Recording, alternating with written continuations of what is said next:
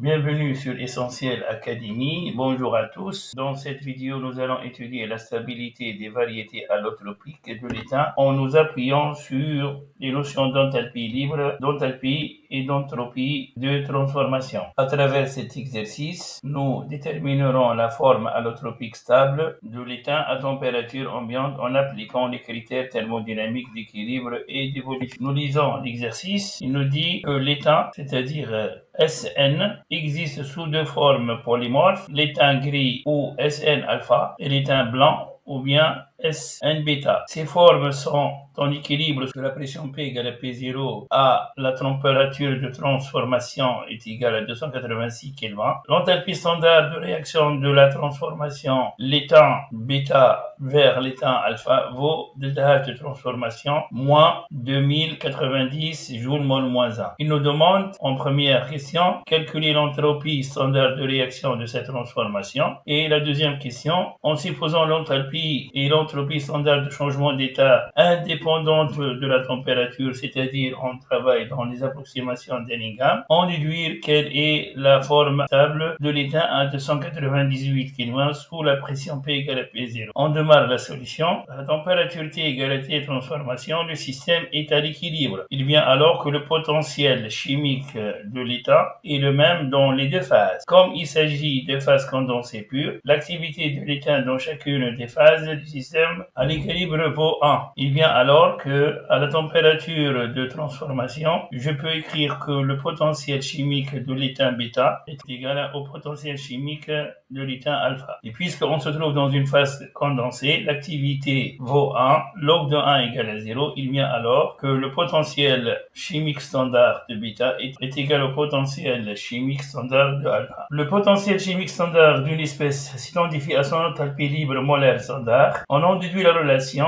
mu-i standard de T est égal à l'enthalpie molaire libre GI standard est égal à H0 moins T S0. J'attire votre attention que cette relation, vous devez la prendre par cœur. Écrivons maintenant l'égalité pour bêta et alpha. On va dire que H0 de l'étain bêta de la température de transition, puisqu'on travaille à la température de transition, moins T transition de l'entropie de l'étain bêta est égal au potentiel standard mu0 de l'étain alpha. Et ce potentiel s'écrit comme étant, d'après cette relation, H0 de l'étain alpha moins T transition de l'entropie de l'étain alpha. Cette égalité nous amène à écrire en mettant T transition en facteur. T transition facteur de l'entropie standard de l'étain alpha moins l'entropie standard de l'étain bêta est égal à l'enthalpie standard de l'étain alpha moins l'enthalpie de l'étain bêta. À ce niveau, on peut tirer que la variation de l'entropie standard de transition est égale à la variation de l'enthalpie de transition standard divisée par la température de transition. Faisons l'application numérique, on a tout. Delta H, c'est moins 2090 divisé par 286 Kelvin et la valeur numérique est de moins 7,31 joules mol moins 1 Kelvin moins 1. Pour répondre à la question 2, en supposant l'enthalpie et l'entropie standard de changement d'état indépendant de la température, on déduit quelle est la forme allotropique stable de l'état à 298 Kelvin, c'est-à-dire on va essayer de chercher le potentiel chimique de ces deux composés et celui le plus bas, il va nous donner l'entité le plus stable. Écrivons la variation des potentiels chimiques standards de l'étain alpha moins celui de l'étain bêta en remplaçant par la relation mu0 t égale à H0 moins t S0. Il vient alors que cette différence est égale à H0 de l'étain alpha t moins H0 de l'étain bêta moins t. On travaille à la température de 198 Kelvin, moins T facteur de l'entropie standard de l'étain alpha moins l'entropie standard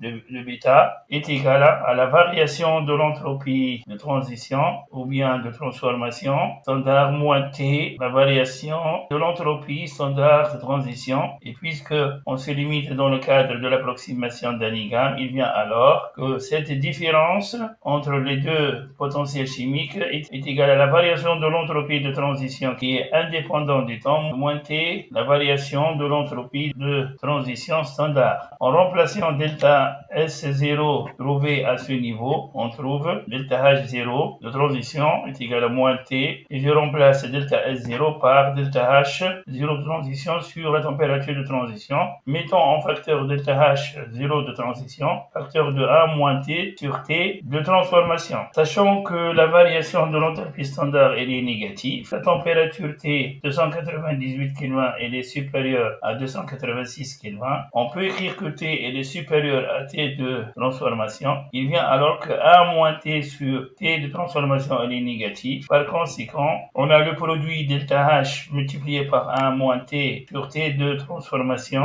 Ce produit il est positif car delta H0 il est négatif et 1 moins T sur T de transformation est négatif. Le produit il est positif. Le potentiel chimique standard de l'état alpha est supérieur à celui du potentiel chimique standard de bêta. Comme conclusion, on va dire que la forme allotropique stable à 298 Kelvin est l'état bêta car son potentiel chimique est plus faible que celui de la forme état alpha. Merci pour votre attention et à très vite.